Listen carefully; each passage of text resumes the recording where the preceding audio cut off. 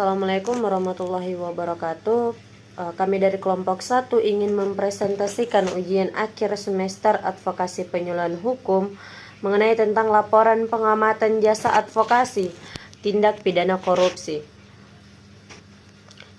Pembahasan pertama yaitu mengenai pengertian advokasi. Advokasi ini adalah aktivitas yang berusaha untuk memberikan pertolongan kepada klien atau partner kerja agar bisa mencapai layanan yang sebelumnya telah ditolak. Selain itu juga advokasi ini bisa memberikan ekspansi terhadap layanan yang dimaksud agar semakin banyak lagi orang yang bisa terwadahi.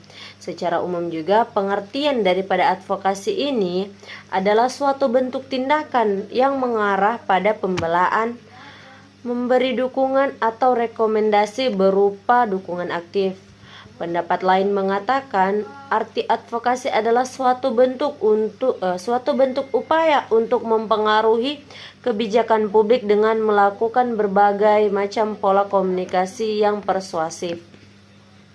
Baik, selanjutnya saya akan melanjutkan materi tentang tujuan dari advokasi. Secara singkat tujuan dari advokasi yaitu untuk menciptakan perubahan.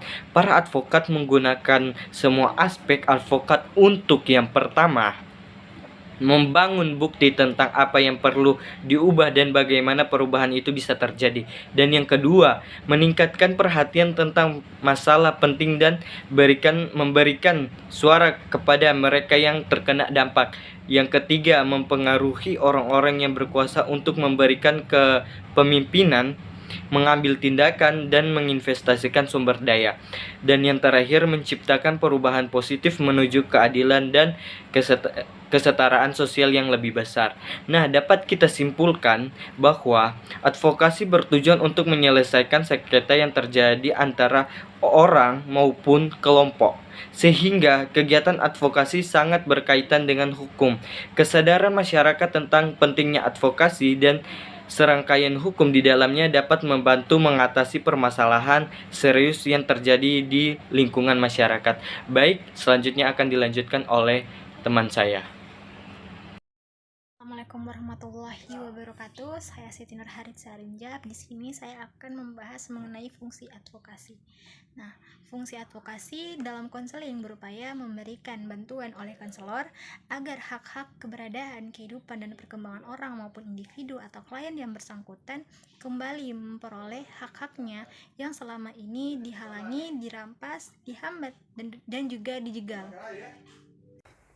Baik, saya akan melanjutkan penjelasan ataupun laporan kami mengenai jasa advokat. Di sini saya akan menjelaskan mengenai peran advokasi dan pembacaan dakwaan pengacara terhadap terdakwa. Jadi peran advokasi ini sebenarnya peran advokat ini ada pada setiap proses dalam sistem peradilan pidana. Dalam KUHP, peran seorang penasehat hukum telah ada sejak proses penyelidikan sampai dengan proses rehabilitasi di lembaga pemasyarakatan. Advokat ini sebagai seorang penasehat hukum berperan untuk memastikan bahwa hak-hak seorang tersangka, terdakwa, dan terpidana tidak dilanggar. Artinya peran dari advokat ini sangat penting dalam setiap tahapan dalam proses peradilan di pidana. Karena advokat ini merupakan alat penyeimbang dan merupakan institusi yang menjamin untuk memenuhi hak-hak tersangka, terdakwa, dan hak-hak terpidana. Sebenarnya kami sempat ke pengadilan pada hari Kamis tanggal 9 Desember 2022 bahwa kami telah mengamati mengenai pembacaan dakwaan pengacara dari penuntut terhadap terdakwa yang berinisial H, yang mana terdakwa itu yang dimana terdakwa tersebut mantan pegawai Pegadaian. Dalam pembacaan dakwaan dari penuntut umum atau pengacara tersebut terhadap terdakwa, kami telah mengamati bahwa terdakwa menerima hasil uang transaksi kredit sekitar 51.390.000. Pinjaman terdakwa dari transaksi tersebut berupa emas imitasi. Artinya bukan berupa emas biasa, yang dimana juga emas tersebut senilai atau sekitar 51 juta lebih.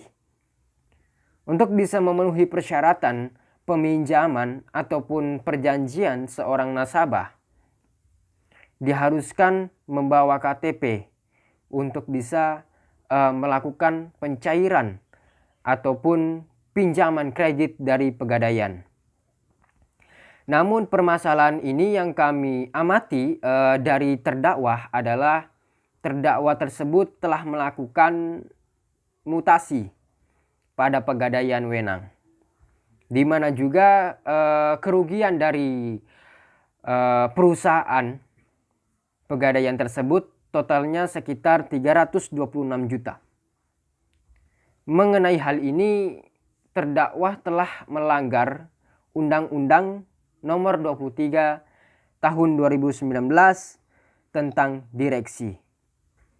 Baik, demikian hanya ini yang kami sampaikan mengenai jasa advokat ataupun laporan yang kami amati, yang telah kami amati.